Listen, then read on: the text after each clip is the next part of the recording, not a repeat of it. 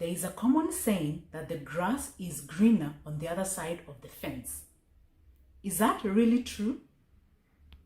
Hello and welcome back to my channel. My name is Mercy, and in today's video I'm going to talk about how I found out that the grass is not always greener on the other side of the fence. I recently read an article that said that 56.7% of the American workforce is paid hourly rather than salaried.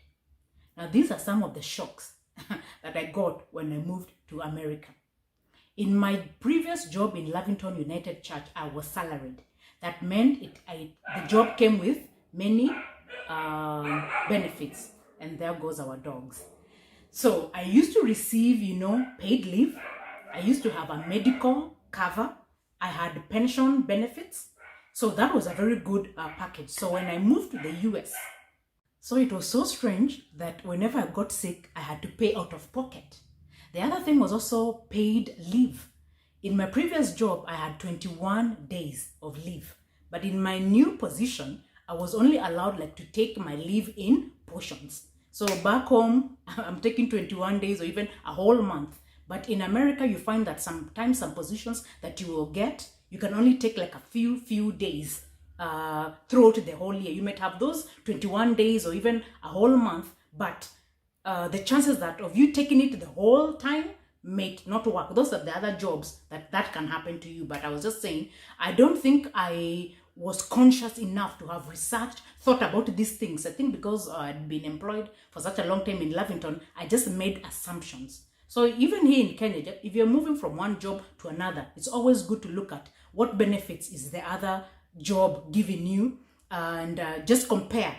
Because you might think, the grass is green on that other side until you go there and maybe you get disappointed. So those were some of the things that that shocked me when I moved there, just the privileges that I had in my previous job. And also the other thing, when I left Lavington, I had accrued some money. My employer would contribute 10% of my pension, and then I would contribute 10%. So when I resigned, I had a little money.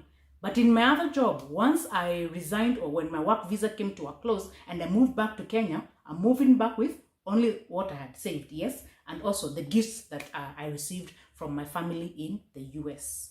As I finish on this point, so remember, should you be planning to move from this country to another, always check in that country you're moving to, are the jobs hourly or are you being salaried?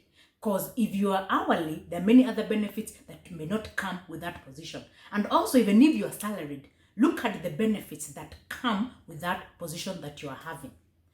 Then secondly, I wanted to talk about my first experience on a bus in the US.